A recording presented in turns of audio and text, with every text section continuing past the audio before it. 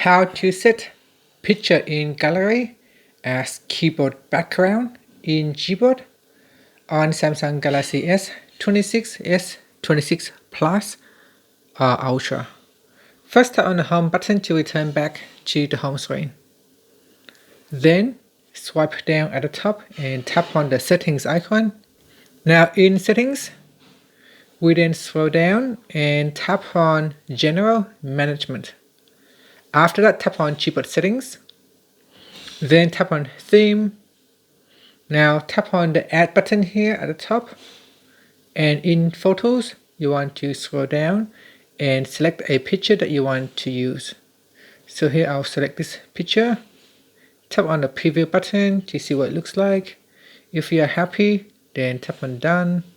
Now you can readjust the picture by zooming in and out like that, and then you can move the picture up or down. After that, tap on next. Then you can adjust the brightness of the pictures and tap on done. Then tap on applied, and that's it.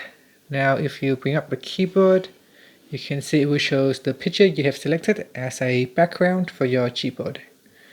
And that's it. Thank you for watching this video. If you find it helpful, please like and subscribe to my channel for more videos.